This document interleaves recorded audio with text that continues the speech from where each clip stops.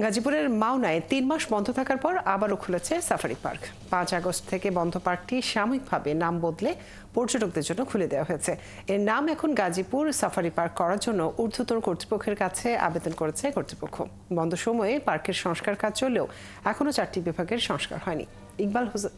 ইকবাল মাহমুদের তথ্য ছবিতে প্রতিবেদন।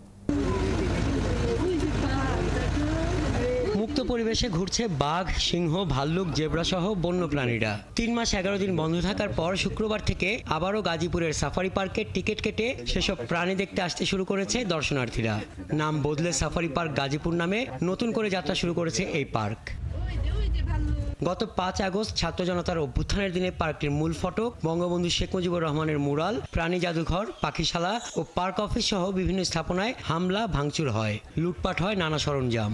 সেদিন থেকে বন্ধ হয়ে যায় সাফারি পার্ক। সংস্কার শেষে আনুষ্ঠানিক ঘোষণা ছাড়াই খুলেছে পার্ক। প্রথম দিনে দর্শনার্থীদের ভিড় লক্ষণীয়। 3 মাস অফ থাকার পরে আমাদের সাফারি পার্কে আমরা ঘুরতে আসছি।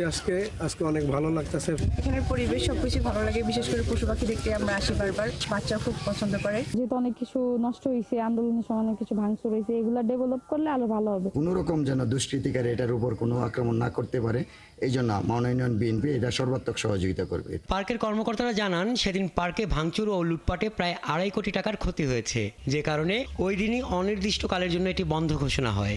টানা সংস্কার কাজ চলেছে। সাফারি পার্কের ন্যাচারাল হিস্ট্রি মিউজিয়াম, প্রজাপতি কর্নার, ফেন্সি ডার্ক গার্ডেন ও শিশু পার্ক সংস্কার কাজ এখনো শেষ হয়নি। সরকারিভাবে সেভাবে আমাদেরকে নির্দেশনা আসে নাই, তবে আমাদের ঊর্ধ্বতন কর্তৃপক্ষের নির্দেশে আমাদের সাফারি পার্ক গাজীপুর হিসেবে আমরা আপাতত এখন কার্যক্রম পরিচালনা করছি।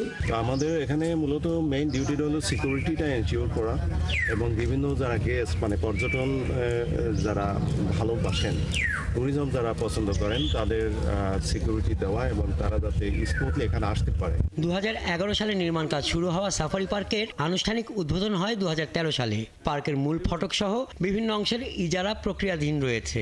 ইজারা চূড়ান্ত না হওয়া পর্যন্ত সরকারি ব্যবস্থাপনায় পার্কের কার্যক্রম চলমান থাকবে। হাসান আহমেদ, 71।